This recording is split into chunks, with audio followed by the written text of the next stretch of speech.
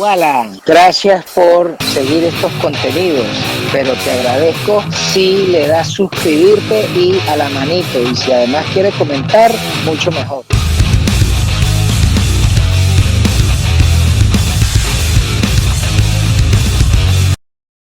Muy buenos días. Hoy es viernes 10 de noviembre de 1923. Son las 10:15 de la mañana en Venezuela.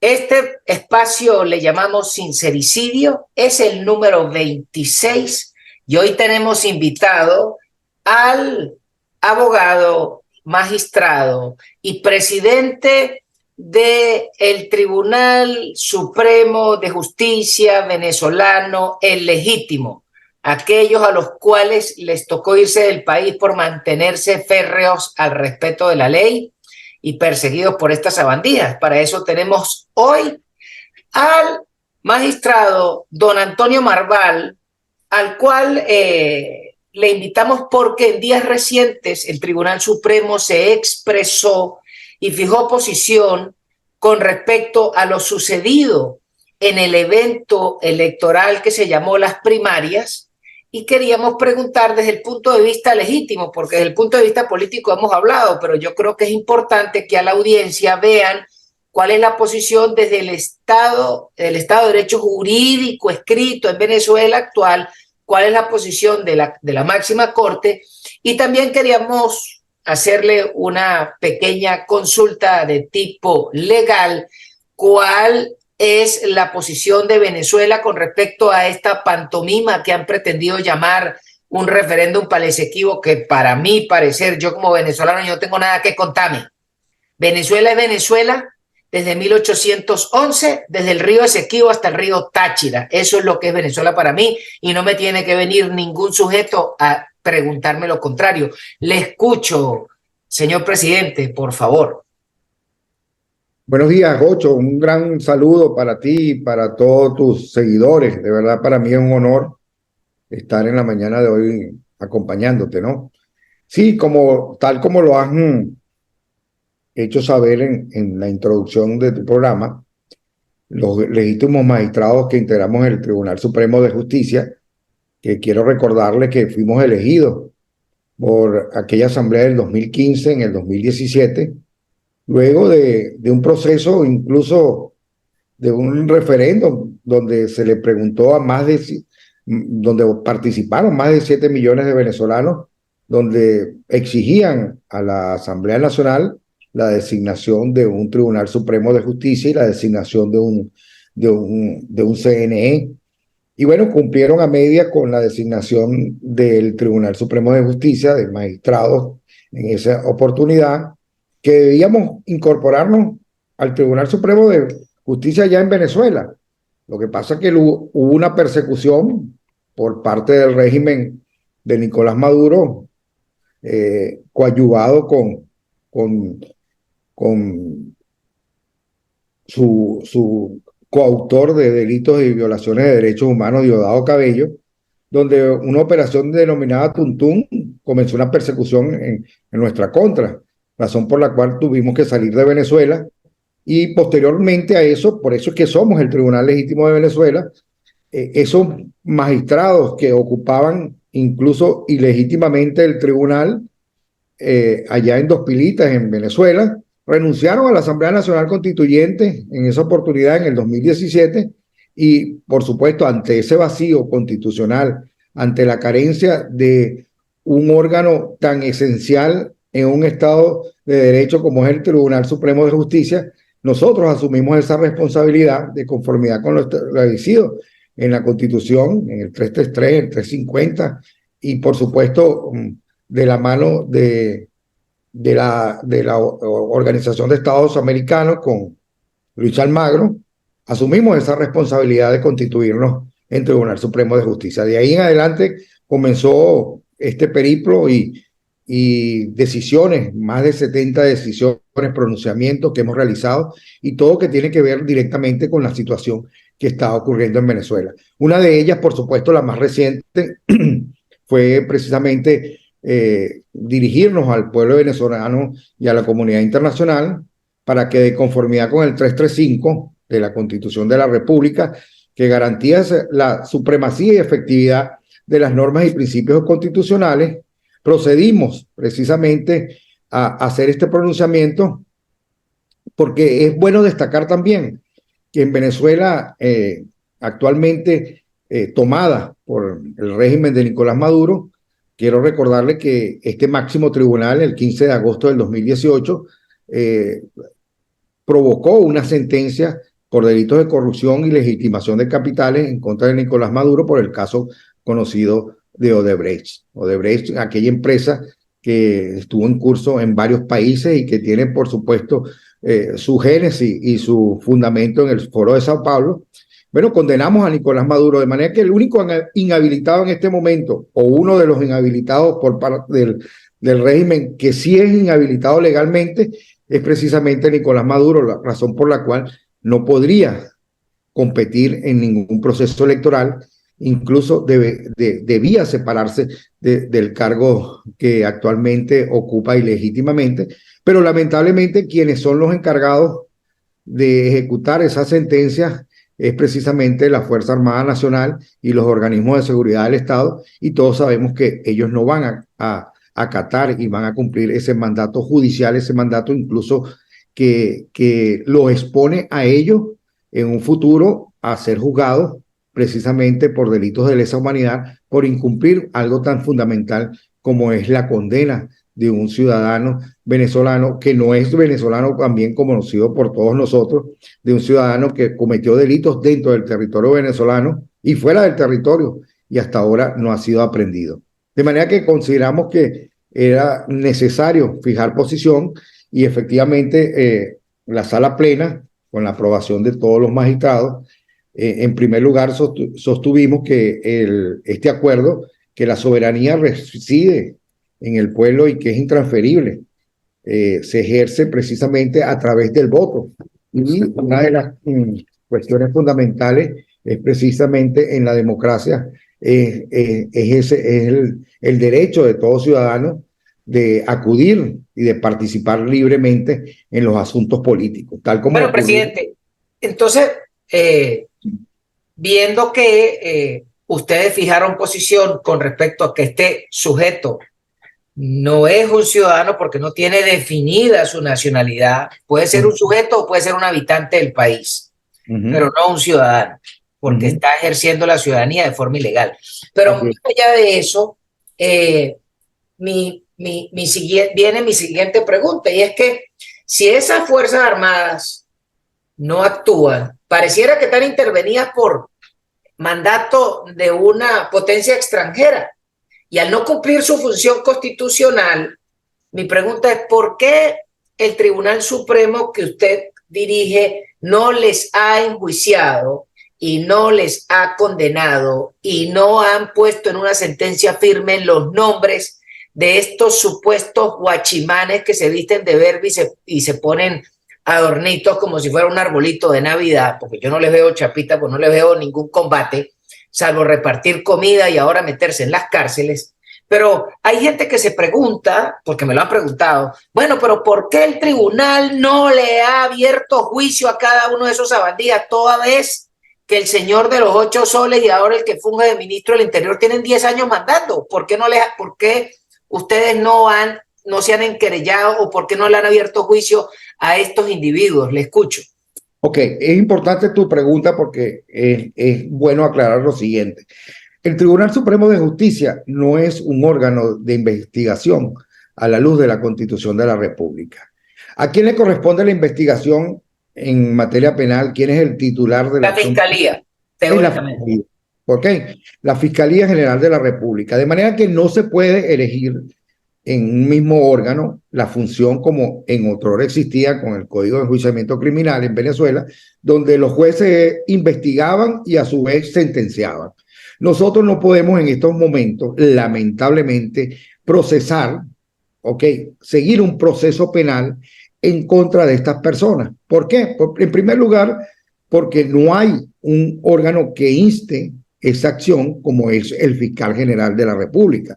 Todos sabemos que el fiscal general que está allá, que funge como fiscal general, no es un fiscal general, primero por las condiciones morales que tiene ese ciudadano, un ciudadano que viene de un proceso donde participó en elecciones, incluso fue gobernador de un estado, es miembro activo de un partido político. Eso no puede ser en un estado, en una democracia, en un estado democrático, un fiscal general, una vinculación política. Segundo, que fue incluso defensor del pueblo, que también ocupó ilegalmente y siendo defensor del pueblo,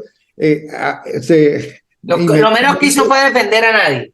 El pueblo, y ahora se erige como fiscal general. Entonces, nosotros en estos momentos sí pudimos juzgar en aquella oportunidad, en el 2018, a Nicolás Maduro, porque existía una fiscal general. En ese momento, la titular de la acción penal y la fiscal general, según la Constitución y legalmente, era la doctora Luis Ortega. Sí, la señora Topacio. Entonces, ella fungía como fiscal general e interpuso esta acción ante el Tribunal Supremo de Justicia. Eso conllevó incluso un proceso penal con todas las garantías del debido proceso, derecho a la defensa. A Nicolás Maduro se le dio la posibilidad de defenderse, se le citó, no compareció, y ante esa posición contumaz se le designó un defensor de oficio. Y ese juicio fue avalado incluso por la Asamblea Nacional del 2015, que prácticamente está fenecida, pero que en ese momento era una Asamblea Nacional legítima, autorizó el juzgamiento de Nicolás Maduro. Nosotros en los actuales momentos no podemos hacer un proceso penal en contra de estos ciudadanos, pero sí hemos hecho algo importantísimo. Nosotros, por conducto de la Sala de Casación Penal, que preside el magistrado Pedro Trocconi, interpusimos ante la Corte Penal Internacional una resolución que fue llevada donde declarábamos a todas estas personas no solo narcotraficantes, sino también terroristas y violadores de derechos humanos. Eso fue llevado al fiscal Karim Khan, de manera que, si bien es cierto, nosotros en estos momentos no podemos actuar para juzgarlos a ellos y condenarlos, pero sí podemos actuar por conducto de los organismos y de la justicia internacional para que estas personas sean procesadas. Así lo hemos hecho también, incluso lo llevamos al Departamento de Estado de acá de los Estados Unidos, a la comunidad internacional, al Senado, a todos los organismos internacionales.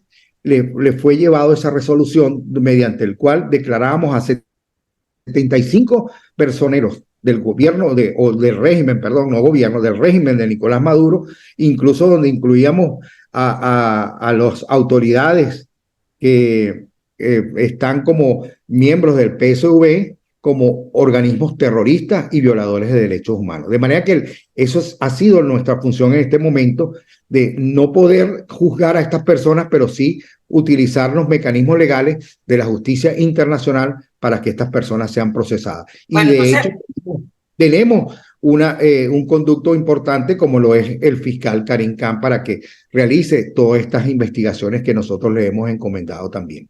Bueno, entonces, gracias por aclararnos, porque a veces uno conversa con amigos y le dicen, bueno, pero y esos fiscales, y esos magistrados, ¿por qué no le presentan y abren juicio a esta rata? Bueno, no hay fiscal. La pregunta es,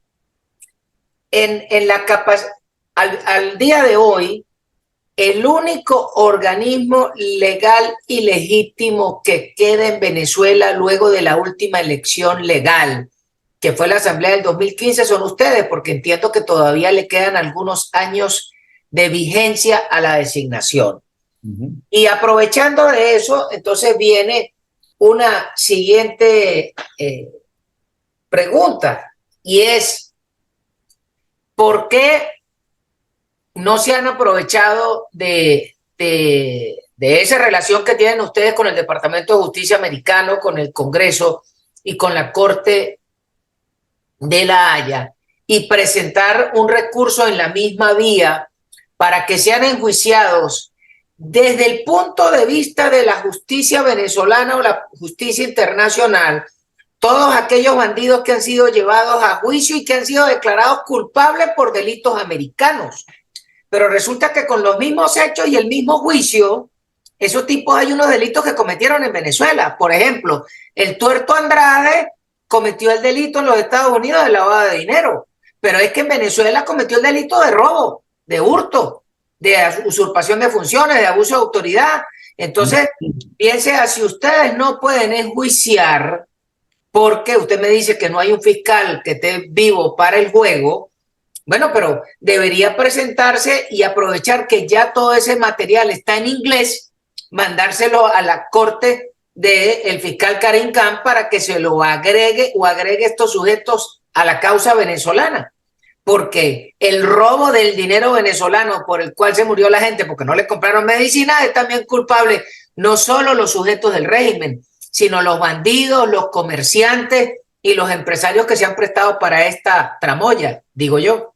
Ok, fíjate, es bueno también, es necesario aclarar que estos delitos contra el patrimonio público, contra violaciones de derechos humanos, son delitos que son imprescriptibles. Si bien es cierto en este momento no lo podemos juzgar, eso no quiere decir que va a quedar impune la comisión de esos delitos, ¿no? Y que si ellos, bien, con el caso que tú mencionaste de Andrade acá en los Estados Unidos, que fue condenado por delitos específicos cometidos acá en los Estados Unidos, pero eso no opta. Pero es que los hechos fueron en Venezuela. Por eso no opta para que ellos sean juzgados también en Venezuela. De manera que estas personas tienen que tener claro, incluso este es el llamado que yo le hago a aquellos jueces que están allá en Venezuela, que en los actuales momentos cometen violaciones de derechos humanos, aquellos funcionarios de la Fuerza Armada Nacional, aquellos funcionarios de los organismos de seguridad del Estado que cometen delitos de violación de derechos humanos. No crean que eso va a quedar impune. Esos son delitos que son imprescriptibles. Y cuando llegue la democracia, cuando llegue la libertad a Venezuela, los primeros que van a ser juzgados son esas personas que cometieron esos delitos de violaciones de derechos humanos.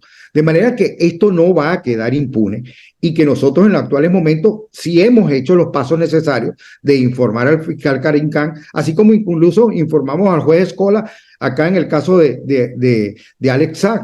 También le presentamos todas las consideraciones de hecho y de derecho por la cual ese ciudadano no puede ser catalogado como diplomático ni ciudadano venezolano, porque era una persona, un empresario que más bien robó, se apoderó de dinero del erario público y que por supuesto no puede tener la condición de diplomático ni tampoco era venezolano. Eso también lo informamos acá a las autoridades de los Estados Unidos. Así como hemos hecho eso, por conducto del fiscal Karim Khan, hemos llevado una serie de documentos. El juicio de Nicolás Maduro, que se llevó a cabo en el Senado de Colombia y en la alcaldía del Doral, toda esa documentación del caso de Odebrecht fue llevada por conducto de la Junta Directiva del Tribunal Supremo de Justicia y con la aprobación de todos los magistrados, fue llevado a la jurisdicción también de acá de los Estados Unidos. Nosotros consignamos toda esa documentación. ¿Por qué? Porque ahí no nada más se nombran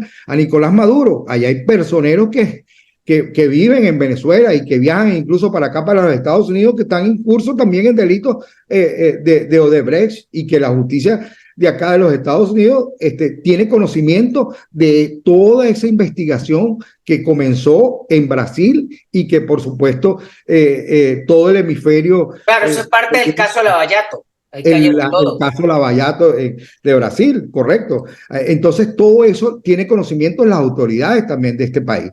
De manera que nosotros no hemos permanecido de los brazos cruzados. Hemos hecho lo que está a nuestro alcance con todas las limitaciones que nosotros tenemos, porque también debo señalar. A eso venía mi siguiente pregunta. En días pasados nos enteramos de que la OFAC libera $50 millones para que la banda del señor Borges siga viviendo a sus anchas como unos príncipes. Y, por supuesto, quizás le pagaron a los que actuaron de embajadores, que le dieron una platica y le pagaron a los diputados. Y mi pregunta es, ¿por qué uno no escucha que dentro del pago está sumado a esa causa de la Venezuela perseguida, pero de la Venezuela legal y legítima? ¿Dónde está el pago hacia ustedes? Primero, el pago en lo personal a los magistrados, porque ustedes están actuando de oficio y siguen actuando porque además tienen una legitimidad por la designación de su cargo, pero además, ¿dónde están los fondos para que ustedes puedan operar? Porque una cosa es que al día de hoy no se puedan presentar nuevos cargos porque no hay fiscal, pero ¿y es que acaso ustedes no tienen otras investigaciones que se hayan abierto y que estén faltas por resolver, pero no han podido hacerlas porque no tienen los dineros para la diligencia, porque la justicia vale plata? Y cuando digo vale plata es porque sacarle la copia a un expediente vale plata.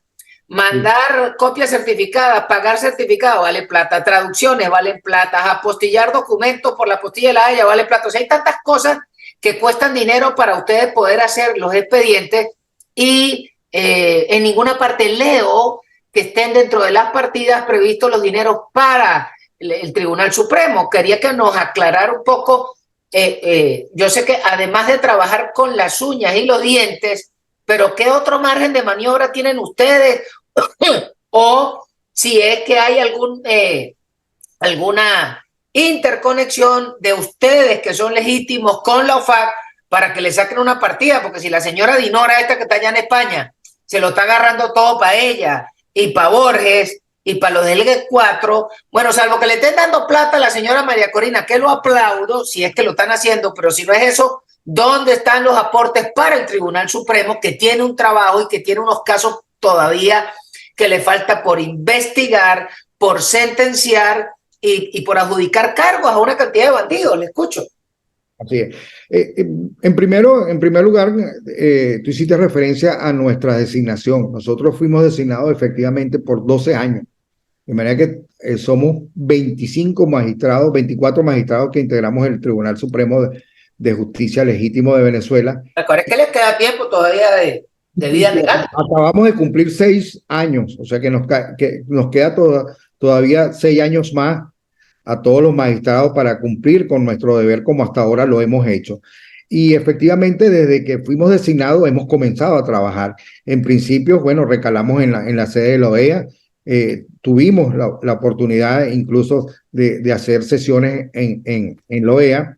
Posteriormente, cuando nace, porque nosotros nacimos previo a lo que es el gobierno interino, que el gobierno interino nace en el 2019, ya nosotros habíamos tenido una trayectoria. Incluso es importante señalar que uno de los cuestionamientos de la Asamblea Nacional por el cual decían que nosotros no podíamos ser un tribunal porque no sesionábamos en Venezuela. Obviamente no sesionamos en Venezuela no porque no queremos, porque... Claro, nadie tiene vocación de suicida, por favor. Claro, no sesionamos en Venezuela, y que esa forma de sesionar de nosotros, cuando eso incluso no existía esta plataforma Zoom, pero existía otras plataformas de comunicación, y nosotros, los magistrados que se encuentran en Chile, los magistrados que se encuentran en Panamá, en Colombia, en España y aquí en los Estados Unidos, nos conectábamos precisamente, y así fue como hicimos el juicio a Nicolás Maduro, un grupo de magistrados allá en Colombia y otros grupos acá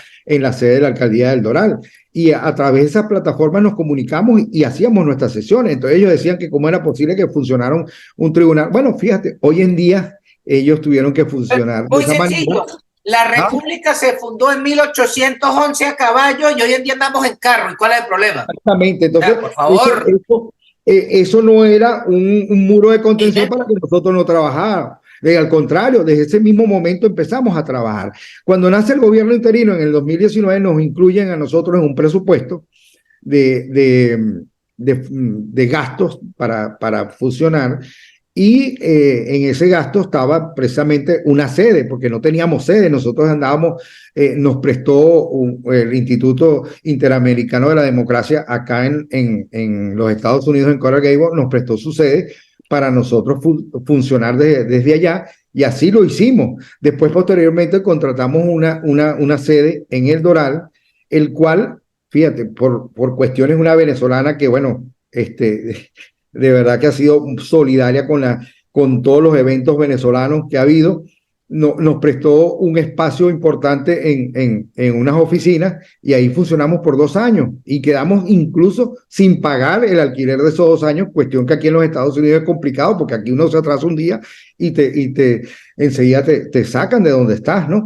Nosotros tuvimos 2 años sin pagar porque previsto precisamente de ese presupuesto que nosotros teníamos para esos gastos. Hasta el sol de hoy, no fuimos incluso incluidos en el presupuesto del 2023 que acaba de ser pagado a los diputados y a otros funcionarios del gobierno incluso parlamentario, gobierno que no está establecido en la Constitución, porque en la Constitución de Venezuela no se establece que hay un gobierno parlamentario y que la Asamblea Nacional, que es la encargada de velar por el control del presupuesto nacional, bueno, ellos mismos hoy en día no solo que no velan por el control del presupuesto nacional, sino que ellos mismos distribuyen ese presupuesto nacional.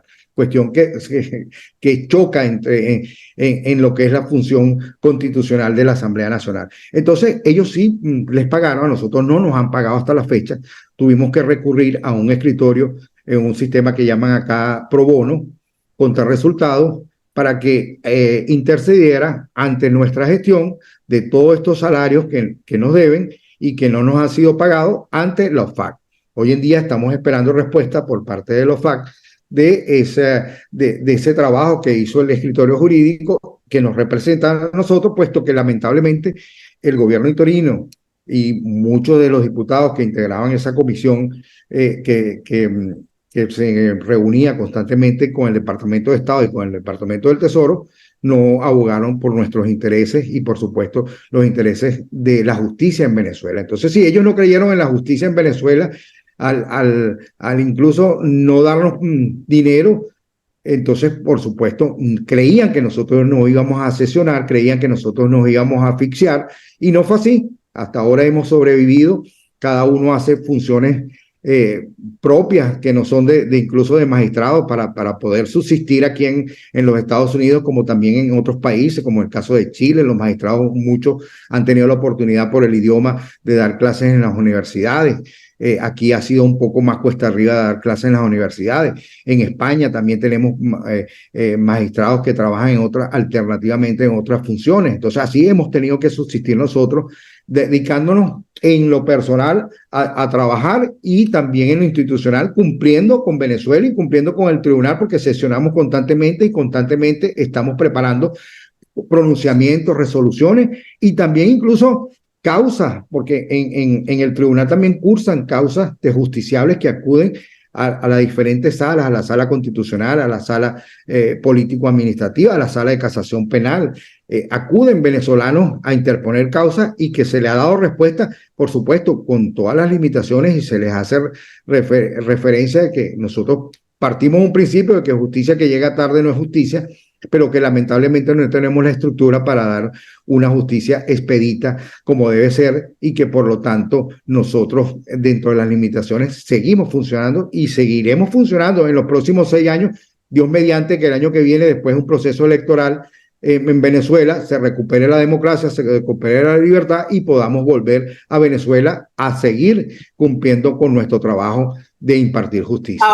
Ahora voy a hacer un inciso, pero este es de nivel político, no es jurídico.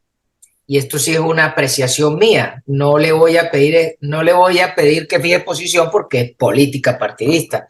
Pero luego de ver la forma en que esta élite política de lo que se hace denominar la jefatura de la oposición, y ver el trato que le dieron a ciudadanos a los cuales les pidieron que se jugaran el físico, porque usted no fue y se propuso para ser magistrado porque usted es chévere, sino porque había una intención patriótica, legal, legítima, por la cual usted expone y los demás magistrados expusieron su nombre.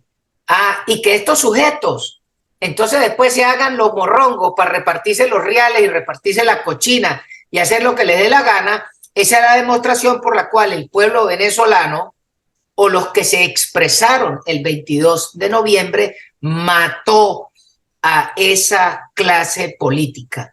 Esa es la razón por la cual la señora Machado recoge más del 93% de la expresión. Y esta élite de 4 grupos de bandidos que se cogieron los cobres de ustedes y los de otras personas que han trabajado en nombre de la República, y por eso salieron escaldados. Ahora lo que queda es seguir apoyando a la señora Machado porque es el caballo que tenemos en juego, pero además hacerle entender que ella tiene una cantidad de responsabilidades, no solo administrativas con ustedes, sino que tiene la responsabilidad de que se cumpla el proceso penal, el proceso jurídico para un poder independiente como es la Corte.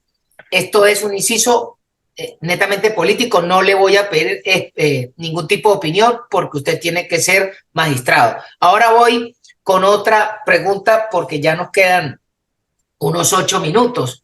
Y entonces quería que le expusiera a la audiencia desde el punto de vista jurídico, ¿qué observan ustedes que ese liderazgo venezolano en el tiempo que estuvo actuando dejó de hacer con respecto a la impunidad? Y voy a aclarar un poco. ¿Cómo es posible que la Asamblea Nacional haya dado cartas de buena conducta a la compañía de Alex Saab, que es un sujeto al cual ustedes mismos le presentaron documentación al fiscal que lleva la causa en Miami, donde le dicen ese sujeto ni es venezolano, ni es diplomático venezolano, ni mucho menos, eso es lo que es un delincuente cualquiera socio del tirano venezolano? Entonces, ¿qué faltó en comunicación? O si fue que ustedes no le hicieron las sugerencias al caso, las sugerencias jurídicas debidas, o ustedes hicieron las sugerencias y no les prestaron atención, porque a veces la gente es fácil decir, bueno, pero que esos magistrados no hacen un coño. Pero yo creo que es importante que usted pueda decir, bueno, mire, nosotros hicimos estas recomendaciones. Ahora, si no las acataron, esa es responsabilidad de cada quien, pero por lo menos dejar libre que ustedes presentaron por escrito las sugerencias de acuerdo a lo que tiene que ser un tribunal supremo. Le escucho. Nos quedan 7 minutos, magistrado. No solo hicimos las sugerencias, sino que también dictamos una sentencia mediante la cual se decía y se le daba el fundamento constitucional de la existencia de un gobierno tal como lo establece la Constitución, un gobierno interino. Entonces nosotros le dimos el piso jurídico, pero también ese piso jurídico se lo dimos con algo que es importantísimo y que es la columna vertebral de todo Estado de Derecho. Primero, la separación de poderes. Para que en Venezuela exista de verdad un Estado como el que aspiramos tener, un Estado democrático de derecho, es fundamental la separación de poderes. Y nosotros actuamos precisamente con ese principio de separación de poderes y también tratamos de cooperar, porque también es importante cooperar entre los poderes públicos. Y no solo que dimos la sugerencia, sino que dictamos una sentencia donde determinamos que el gobierno interino debió y tenía que cumplir con ese mandato de dar a conocer al pueblo venezolano en qué se gastaba el dinero público, porque eso no es una caja oscura. Eso no es una bodega.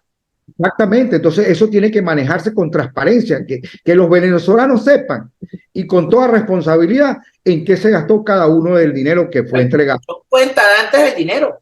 Exactamente, entonces eso se lo impusimos en nuestra decisión. También incluso nosotros le dijimos que no existía en Venezuela la posibilidad de un gobierno parlamentario, que eso no está en la Constitución. Eso es totalmente contrario a la Constitución. Entonces quiere decir que ellos también, si nosotros salimos de Venezuela precisamente, y todos los 8 millones de venezolanos han salido precisamente por un gobierno, por una tiranía que ha violado los derechos humanos, que ha incumplido la Constitución que ellos mismos promulgaron y como fomentaron y que ellos diseñaron a su medida, y resulta ser que ellos son los principales violadores de la Constitución. Y entonces nosotros no podemos aceptar que quienes pretendan cambiar ese gobierno, que ese ilegítimo, ¿no? Esa tiranía, también incurran en violaciones de la Constitución. Y así lamentablemente ocurrió. Nosotros le dijimos que no existe en Venezuela la posibilidad de un gobierno parlamentario y sin embargo lo hicieron. Y eso fue una sentencia que dictó la Sala Constitucional. Y así muchas de las cuestiones que nosotros hicimos, por supuesto, no hubo receptividad, no hubo acogida porque pareciera que hay un choque. Y yo he dicho, si bien es cierto que allá la tiranía tiene su bufete, en este momento es el ilegítimo Tribunal Supremo, que liderizaba Michael Moreno y ahora Gladys Gutiérrez, que quiere hacerle el traje a la medida a la tiranía. Bueno, nosotros no podemos también convertirnos en un bufete de la nueva democracia, de lo que va a venir en Venezuela. Y eso lo tiene claro también quienes están alrededor de la futura o de la candidata María Corina. Entonces, hemos conversado también, y eso es fundamental, llegar a Venezuela con el principio de separación de los poderes, tener claro de que la función del Ejecutivo es distinta a la función del Judicial y que ambos pueden colaborar entre sí, pero evidentemente no podemos convertirnos en un bufete privado del gobierno de turno. De manera y bien claro de que nosotros llegaremos a Venezuela a impartir justicia y que esa justicia va a ser precisamente bajo ese principio de celeridad, de darle una justicia gratuita, transparente a los venezolanos, una confianza, de que tengan confianza nuevamente en la existencia de la justicia y que por supuesto los gobernantes también sepan que nosotros somos autónomos e independientes. Hay un último punto que no quiero que se acabe este espacio sin hacerle un comentario. Yo creo que una cosa es que ustedes no tengan fiscal, pero este régimen de truanes han pasado 350 leyes, de las cuales yo no soy abogado, pero yo creo que deberían derogarse como 380, porque eso es lo que es un fusil de la legislación cubana. Yo creo que aunque no tengan fiscal, sería interesante, claro, en la medida que puedan, que esa corte que usted representa debe agarrar y sentenciar una cantidad de leyes que pareciera que son ilegales. Y yo creo que ustedes tienen que sentenciar para poder crear jurisprudencia. Por ejemplo, la ley que crea el Ministerio de la Suprema Felicidad, hágame usted el favor. Yo creo que aunque no tengan ustedes fiscal, pero yo creo que ustedes tienen que dar una sentencia y decir, esta ley es ilegal porque de acuerdo a la Constitución no cumple con esto. Y un último punto. Yo creo que es importante revisar el origen de la República en 1811 con la Constitución de los Estados de Venezuela de 1811 y ver qué es lo que desde que se funda la República a lo que tenemos como Constitución hoy, dónde nos desviamos, qué es lo que no cumplimos, porque pareciera que es mejor volver a los orígenes que ir al matacho que se hizo este malandro a su medida. Le queda un minuto, magistrado, por favor. Fíjate lo siguiente, nosotros consideramos que esas leyes que han promulgado en Venezuela en los últimos años son leyes que no tienen ningún fundamento jurídico, primero porque no emanan de un órgano legítimo. Nosotros no podemos anular algo que a la luz de la Constitución no existe. Para nosotros eso no existe. Recientemente, te pongo un ejemplo, hubo la promulgación de la ley del Tribunal Supremo de Justicia, una ley que fue diseñada por estos magistrado, disculpe, pero se nos acabó el tiempo. Lo tengo que volver a llamar. Un abrazo, muchísimas gracias por su tiempo. Lamento cortarlo, pero peor es que nos corte el Zoom. Quedamos pendientes con esta respuesta, pero lo que sí le puedo decir al pueblo venezolano que nosotros en estos 12 años y que todavía nos faltan 6 años por recorrer, tengan la plena confianza que somos un organismo al servicio del pueblo venezolano y no de intereses políticos de otras personas. Gracias. Hasta luego.